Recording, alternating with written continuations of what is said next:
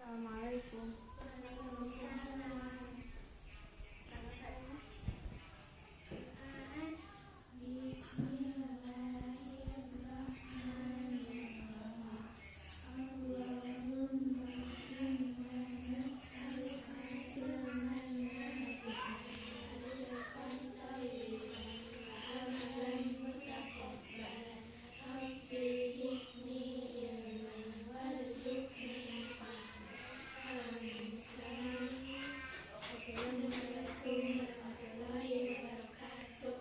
Sekarang di absen dulu ya.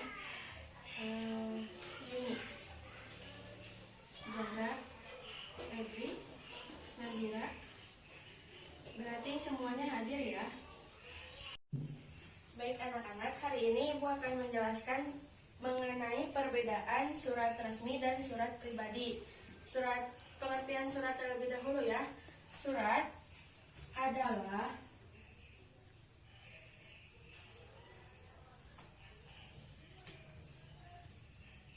sarana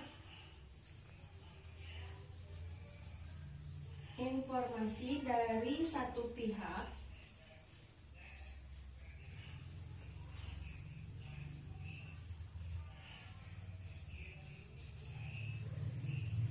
kepada pihak lain.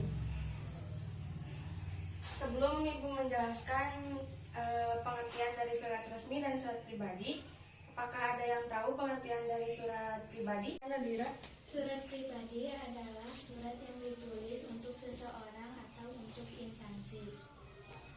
Jadi anak-anak tadi benar apa yang dibicarakan oleh Nadira, diungkapkan oleh Nadira mengenai tentang surat pribadi. Untuk sekarang Ibu akan menjelaskan tentang surat pribadi terlebih dahulu. Surat pribadi adalah surat yang ditulis untuk seseorang atau untuk instansi. Apa sih instansi itu? Instansi adalah lembaga resmi. Jadi instansi adalah suatu lembaga. Sekarang Ibu akan memberi contoh dari surat pribadi. Misalnya, Ibu memberi surat kepada Zahra, itu adalah memberikan surat pribadi karena di sini kan dituliskan bahwa surat pribadi adalah untuk seseorang. Sekarang kita akan membahas yang kedua, yaitu surat resmi. Sebelumnya ada yang tahu apa itu surat resmi? Silakan Febri.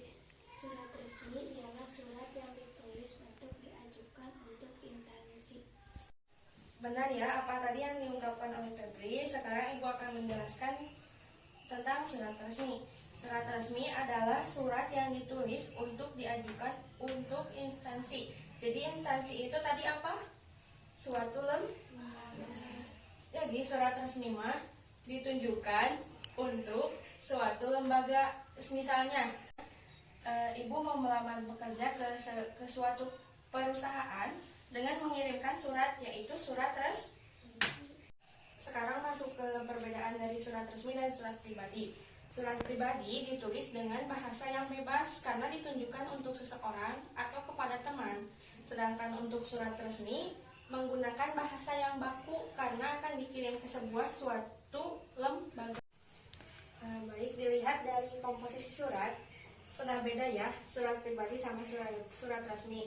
Surat pribadi, 1. Tidak menggunakan kop surat, 2. Tidak ada nomor surat, 3. Salam pembuka dan penutup bervariasi, 4. Penggunaan bebas sesuai keinginan, 5. Format surat bebas. Untuk surat resmi sendiri, 1. Menggunakan kop surat, 2. Ada nomor surat, lampiran, dan perihal, 3. Salam pembuka dan penutup baku, 4. Menggunakan bahasa baku, 5. Ada stempel dari instansi. Untuk strukturnya sendiri, surat pribadi di atasnya hanya tanggal dan tempat, dan langsung masuk ke bawah salam. Terus di bawahnya isi surat tersebut yang ingin kalian sampaikan kepada seseorang. Dan setelah isinya sudah beres, kalian di bawahnya bisa menulis tanda tangan atau tanda tangan dan nama kalian. Untuk surat resmi bisa kalian lihat di ponsel kalian masing-masing yang telah Ibu tadi kirimkan. Apakah kalian paham apa yang Ibu jelaskan? Tidak ada pertanyaan? Tidak. Untuk sekarang hanya ini yang Ibu bisa sampaikan, dan untuk tugas di rumah kalian membuat surat pribadi dan surat resmi. Pekan depan dikumpulkan ya. Kalau begitu sekian yang dapat Ibu sampaikan hari ini. Semoga bermanfaat untuk kalian. Sampai jumpa lagi dan sampai bertemu di pertemuan berikutnya.